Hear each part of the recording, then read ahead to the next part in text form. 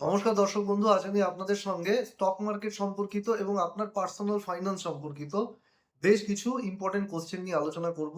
মানে অনেকেরই নানা রকম কোশ্চেন থাকে stock market related, overall investment related, portfolio কিভাবে ম্যানেজ করবে, তাছাড়া নিজেদের ফাইন্যান্সিয়াল প্ল্যানিং কিভাবে করবে। তো সেই রিলেটেড কিন্তু বেশ কিছু জিনিস ডিসকাশন করব।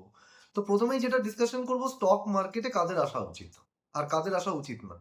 তো ব্যাপারটা হচ্ছে, আপনি যখন কেউ যখন স্টক মার্কেটে আসতে চাইছেন, প্রথমবার ইনভেস্ট করতে চাইছেন, আপনি আগে বুঝুন মানে আপনি কিসের জন্য স্টক মার্কেটে আসছেন। মানে আপনার মানে মানে লং টার্মে রিটার্ন চাই, নাকি আপনার শর্ট টার্মে রিটার্ন চাই, মানে কিসের জন্য আপনি আসছেন?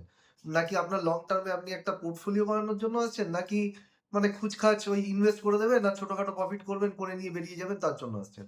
তো তার উপর ভিত্তি করে কিন্তু আপনাকে ডিসিশন নিতে হবে। তো প্রথমেই যদি আমি বলে রাখি যে আপনার যদি এখান থেকে মানে সত্যি কথা বলতে গিয়ে একটা মানে ধরুন আপনি গোল ওরিয়েন্টেড পোর্টফোলিও বানাতে চান। মানে ধরুন আপনি একটা পোর্টফোলিও বানাতে চান।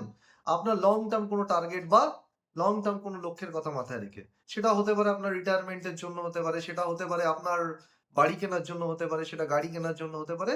তো যে লক্ষ্যের জন্য আপনি আসছেন সেরকম যদি লং টার্ম কোনো গোল থাকে, তবে এই স্টক মার্কেটে আসুন এবং সেখানে কিন্তু আপনি রিসার্চ করুন। রিসার্চ করে কিন্তু ইনভেস্টমেন্ট করুন।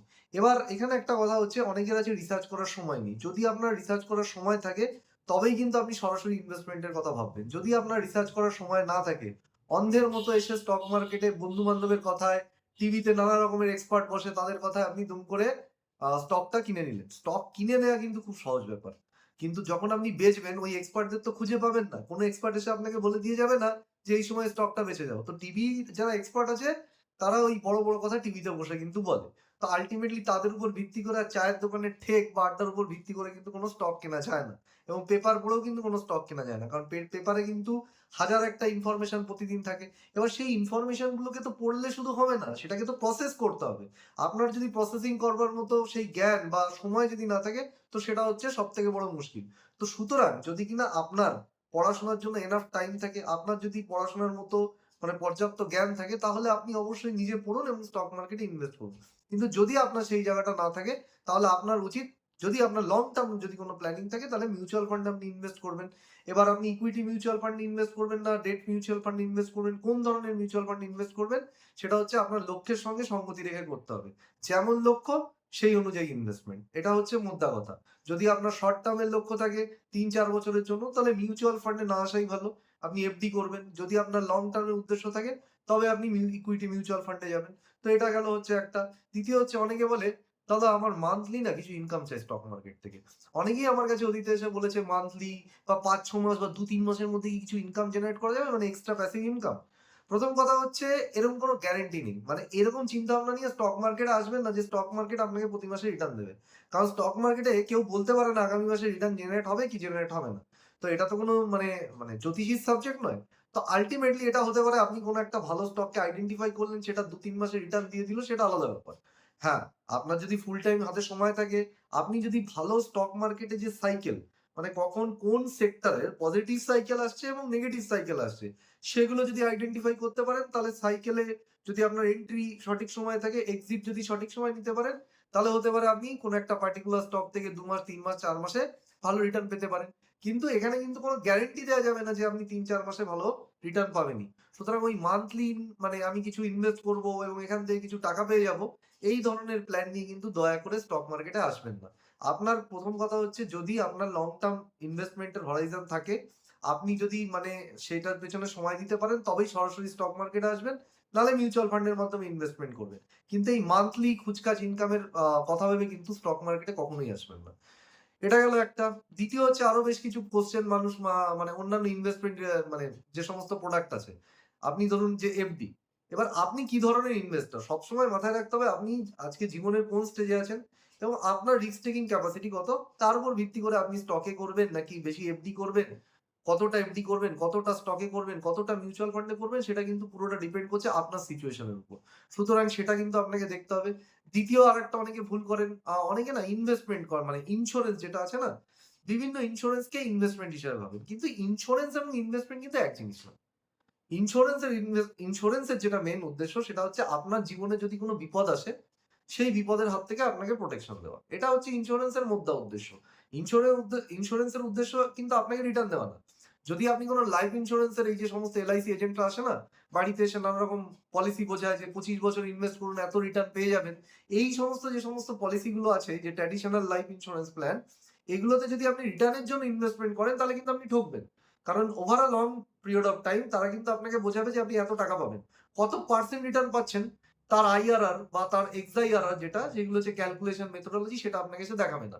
যদি আপনি দেখেন ক্যালকুলেশন করে, তাহলে একটা এফডি থেকে আপনি যা রিটার্ন পাবেন তার থেকেও কম আপনি ইন্স্যুরেন্সে রিটার্ন পাবেন। তো সুতরাং আপনি কেন এমন রিটার্নের জন্য ইনভেস্টমেন্ট করবেন, মানে ইন্স্যুরেন্সের পেছনে ইনভেস্ট করবেন যেটা থেকে আপনার যে রিটার্ন আসবে সেটা আমাদের এফডি রিটার্নের থেকে কম, এবং আমাদের যে মূল্য বৃদ্ধি হচ্ছে প্রতি বছর, প্রত্যেক জিনিসের দাম বাড়ছে না?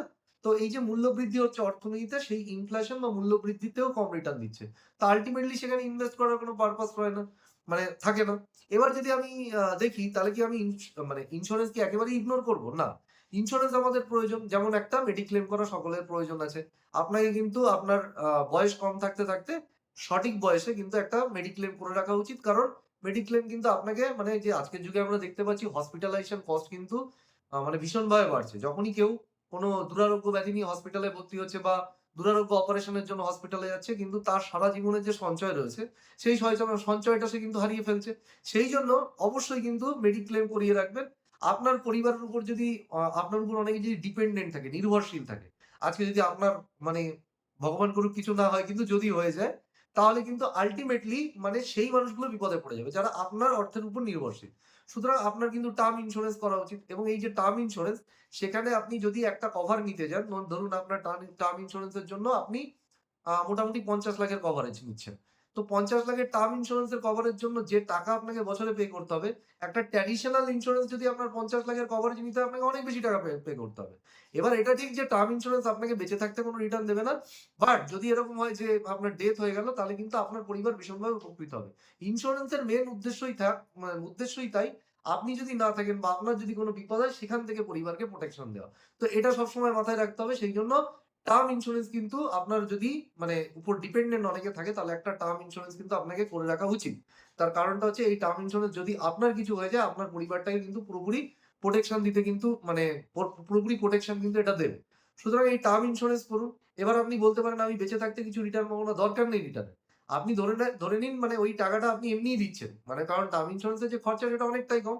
বাকি যে খরচাটা আপনি বাঁচাচ্ছেন, সেই টাকাটা যদি আপনি মিউচুয়াল ফান্ডে ইনভেস্টমেন্ট করে দেন, তাহলে আপনি দেখবেন ওই যে একটা লাইফ ইন্স্যুরেন্স এ আপনি ধরুন ১০ লাখ টাকা মানে মানে টোটাল ধরুন ২০ বছর ধরে ধরুন ১০ লাখ টাকা ইনভেস্ট করেছেন।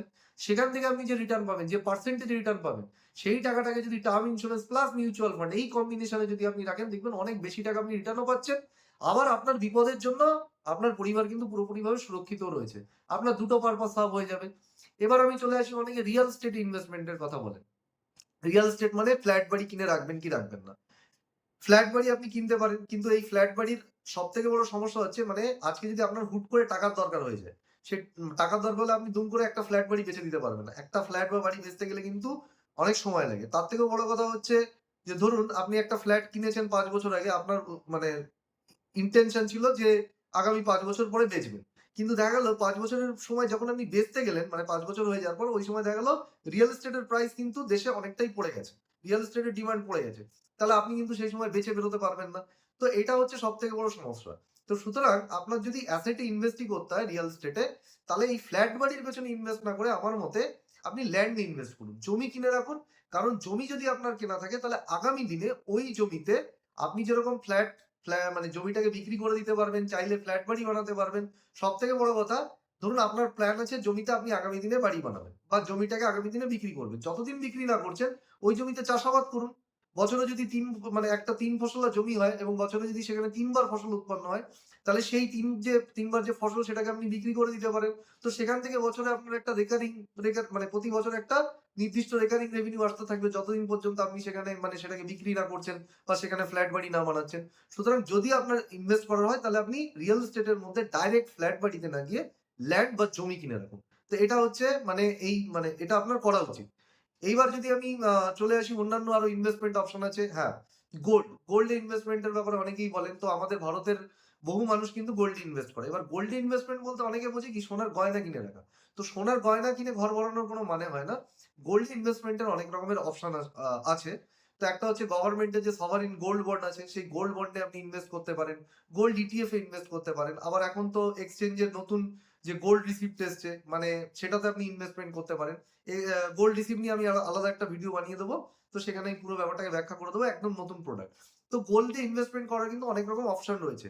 সুতরাং আমরা চেষ্টা করবো যে ডিজিটাল গোল্ডে ইনভেস্ট করার, ফিজিক্যাল গোল্ড নয়। মানে গোল্ড কিনে আমার লকারে রেখে দেবো এমন গোল্ড নয়। আমি ডিজিটাল ফরম্যাটে ইনভেস্ট করবো, এমন একটা ভাবে ইনভেস্ট করবো যেখানে এই ডিজিটাল অ্যাসেটের জন্য, মানে আমি যে গোল্ডে ইনভেস্ট করছি সেই ডিজিটাল অ্যাসেটের কিন্তু একটা ফিজিক্যাল, মানে ডিজিটাল যে ইনভেস্ট করছি তার একটা ফিজিক্যাল আন্ডারলাইং অ্যাসেটের উপর ভিত্তি করে সেই ডিজিটাল অ্যাসেটের প্রাইস ঠিক হবে। তো এরকম আমাকে ইনভেস্ট করতে হবে। গোল্ড কিন্তু আপনার পোর্টফোলিওর একটা ছোট্ট পোর্শন হওয়া উচিত। কারণ গোল্ড কেন পোর্টফোলিওতে রাখা উচিত? যখন দেখবেন এই যে কোনো জিনিসের মুদ্রাস্ফীতি প্রচন্ড বেড়ে যায়, কোনো জিনিসের দাম প্রচন্ড বেড়ে যায়, মানে অর্থনীতিতে যখন মুদ্রাস্ফীতি চলে তখন কিন্তু শেয়ার মার্কেট খারাপ, মানে শেয়ার মার্কেটের অবস্থা পড়ে যায়। তো শেয়ার মার্কেটের অবস্থা যখন খারাপ হয়, গোল্ড কিন্তু আপনার পোর্টফোলিওকে ধরে রাখতে সাহায্য করে, মানে আপনার পোর্টফোলিওকে বেশি নিচের দিকে নিয়ে যায় না। তার কারণ হচ্ছে গোল্ডকে একটা, মানে আমরা বলতে পারি যে হেজ এগেইনস্ট ইনফ্লেশন, মানে মূল্য বৃদ্ধির এগেইনস্টে কিন্তু গোল্ড হেজ করতে সাহায্য করে। তো এইটা হচ্ছে ব্যাপার। তো এইরকম ভাবে আপনাকে কিন্তু দেখতে হবে যে আপনার পোর্টফোলিও সেটআপ এমন ভাবে হওয়া উচিত, সেটা হচ্ছে আপনি কোন কন্ডিশনে দাঁড়িয়ে আছেন। কিছু জেনারেল অবশ্যই গাইডলাইন আছে যেটা সবার ফলো করা উচিত, যেটা আমি বললাম। প্লাস কিছু মানে সিচুয়েশন আছে, সেটা হচ্ছে আপনার নিজের উপর ডিপেন্ড করছে। যেমন ধরুন অনেকে বলে আমি বাড়ি কিনবো না বাড়ি কিনবো না। ডিপেন্ড করছে আপনার মানে সিচুয়েশন কেমন। ধরুন আপনার অলরেডি একটা বাড়ি আছে। তো আপনি কেন দ্বিতীয় বাড়ি কিনতে যাবেন? কোন প্রয়োজন নেই। শুধুমাত্র থাকার পারপাস এর জন্য। হ্যাঁ, এরকম যদি হয় যে না আপনার অলরেডি কোন বাড়ি নেই, আপনি বাড়ি কিনছেন, এবং এখানেও দেখতে হবে না যে আজকে যদি আপনাকে বাড়ি নিজের পয়সায় আপনি কিনতে পারেন ব্যাপারটা আলাদা। আপনাকে যদি ইএমআই নিয়ে বাড়ি কিনতে হয়, আগামী ২০ বছরের ইএমআই, ৩০ বছরের ইএমআই, তো দেখতে হবে সেই জায়গাতে আপনার আগামী ৩০ বছর থাকার পরিকল্পনা আছে কিনা। যদি আপনার সেখানে থাকার পরিকল্পনা না থাকে, আপনার যদি এরকম হতে পারে যে না আপনার জব ট্রান্সফার হতে পারে। আপনি আজকে ব্যাঙ্গালোরে আছেন, কালকে চেন্নাইতে হতে পারে। তো সেখানে আপনি কেন বাড়ির পেছনে এত টাকা ইনভেস্ট করবেন? আপনি বাড়ি রেন্ট নিয়ে নেবেন। তো সুতরাং দেখবেন যে আপনার যদি রেন্টাল কস্ট, আপনাকে যেখানে শিফটিং করে জব করতে হচ্ছে, আপনার যদি রেন্টের কস্ট আপনার একটা বাড়ি কেনার যে ইএমআই তার থেকে কম হয়, তাহলে অবভিয়াসলি আপনি রেন্টে যাবেন না? তো এইভাবে কিন্তু আপনাদের পার্সোনাল ফিন্যান্স গুলোকে আপনার সিচুয়েশন অনুযায়ী ম্যানেজ করতে হবে, এবং ওভারঅল মানে আপনার যে লক্ষ্য তার সেই অনুযায়ী ম্যানেজ করতে হবে। যেমন স্টকে অনেকে ইনভেস্ট করে কিন্তু শুধুমাত্র এই স্টকের প্রাইস যে অ্যাপ্রিসিয়েশন হয় অর্থাৎ ক্যাপিটাল গেইন হয় তার জন্য কিন্তু না। অনেকে স্টকে ইনভেস্ট করে ডিভিডেন্ড পাওয়ার জন্য। তো দেখবেন বেশ কিছু স্টক আছে যারা কিন্তু ডিভিডেন্ড দিয়ে কাস্টমারকে ধরে রাখে। এইবার যদি আজকে ধরুন আপনার একটা ফিক্সড ইনকাম স্ট্রিম চাই, আপনার অলরেডি এফডি করা আছে। এবার আপনার মানে মোটামুটি ৫০ এর উপর বয়স আছে, আপনি বেশ কিছু ডিভিডেন্ড পেইং স্টক, মানে যারা ডিভিডেন্ড দিয়ে এসছে এবং আগামী দিনে যাদের ভালো প্রফিট আছে যেখান থেকে তারা ডিভিডেন্ড দিতে পারবে। তার জন্য বেশ কিছু মানে রেশিও আছে, সেগুলোকে আপনাকে এনালাইসিস করে দেখতে হবে যে আপনি ওই স্টকগুলোতে ইনভেস্টমেন্ট করতে পারবেন কিনা। তো সেই ধরনের কিছু ভালো ডিভিডেন্ড স্টক কিনে রেখে দিতে পারেন। হ্যাঁ, এটা বলে রাখি, যদি কিনা আপনাদের এই ডিভিডেন্ড স্টক মানে কি ধরনের, মানে ডিভিডেন্ড স্টক কেনার আগে কি ধরনের রিসার্চ করে আমি ডিভিডেন্ড স্টক কিনবো, এটা নিয়ে যদি আপনাদের জানার ইচ্ছা থাকে তাহলে কমেন্ট বক্সে লিখে পাঠাবেন, তাহলে আমি ডিভিডেন্ড স্টকের উপর কিন্তু আলাদা একটা ভিডিও করব। তো এইভাবে কিন্তু আপনারা নিজেদের পোর্টফোলিও বা ওভারঅল যে ইনভেস্টমেন্ট, ফিনান্সিয়াল প্ল্যানিং বলুন, অ্যাসেট অ্যালোকেশন বলুন, সেগুলোকে কিন্তু ঠিকভাবে মানে ডিসাইড করবেন। তো আশা করি ভিডিওটা আপনাদের ভালো লাগলো। ভিডিওটা প্রচন্ড ইনফরমেটিভ। এটা কিন্তু আমাদের পার্সোনাল লাইফের যে ফিনান্স আছে তার সঙ্গে জড়িত। যদি ভিডিওটা ভালো লেগে থাকে তাহলে শুধু নিজে দেখলে হবে না, নিজের বন্ধু এবং নিজের কাছের লোকেদের সাথে শেয়ার করতে হবে, যাতে করে তারাও এই ভিডিওর মাধ্যমে উপকৃত হয়। তো এই বলে ভিডিওটা শেষ করছি। ভালো থাকবেন।